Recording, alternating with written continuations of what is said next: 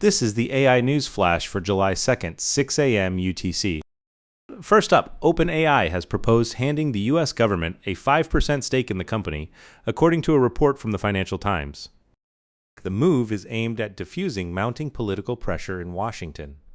At OpenAI's recent $852 billion valuation, the holding would be worth roughly $42.6 billion.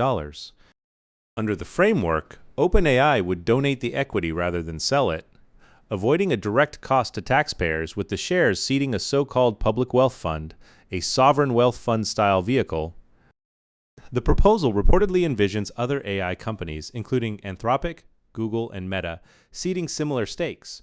CEO Sam Altman has argued that giving the public a financial interest in the company is the best way to share AI's upside. It remains unclear whether the administration intends to pursue the stake, with reports in June that the Trump administration was weighing equity stakes in AI firms. The debate over capital ties between the AI industry and the government is entering a new phase. Next, Amazon's Devices and Services chief Panos Panay told CNBC in an interview that the company designs its own end-to-end silicon for the devices it ships. Custom chips already power products like the Echo Show 8, Echo Show 11, and Fire TV with the AZ3 and AZ3 Pro chips featuring a built-in AI accelerator.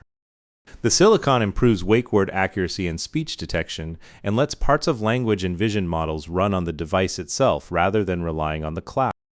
Amazon has long built Trainium chips for its data centers, and it is now extending that in-house silicon strategy to consumer hardware. Panay said the company has a roadmap of on-the-go devices, adding that users won't have to wait long, hinting at a new category of AI gadgets. Third, Indian serial entrepreneur Bhavin Turakia is betting $30 million of his own money to build Neo, an AI work platform positioned as an alternative to Microsoft Office, TechCrunch reports. The Neo combines project management, documents, file storage, and AI into a single integrated enterprise product. The venture is bootstrapped with no external investors and launched internally in April. Turakia says, "You can't take the parts of a Nokia and convert it into an iPhone," stressing that Neo was designed from scratch for AI rather than retrofitting legacy software. The platform is also model agnostic, letting enterprises switch between AI providers. The company currently has 45 employees, including 18 engineers, and expects to grow to 100 by year-end. Using generative AI in development, the team built the platform in 3 months, work estimated at over a year without it. Neo is initially targeting mid-sized businesses, and Turakia argues that capturing even a few % of the global enterprise AI market would exceed the scale of his previous ventures. Finally, Base44, the vibe coding platform owned by Wix, has launched its own AI model called Base1, aiming to stop churning out generic AI-slop designs.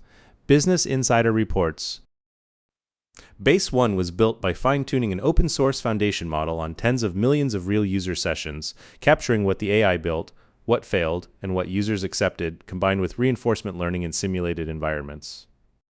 Founder and CEO Maur Shlomo says, "The goal is a smaller, specialized model that outperforms general frontier models on the single task of building apps, while running cheaper and faster."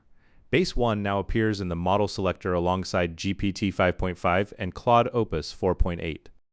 Base44 has grown to 2 million users and a $150 million annual recurring revenue run rate, and frames Base1 as completing its vertical integration across backend, database, and model. The company also positions it as a hedge against U.S. export controls that could restrict access to frontier models. That's all for this AI News Flash.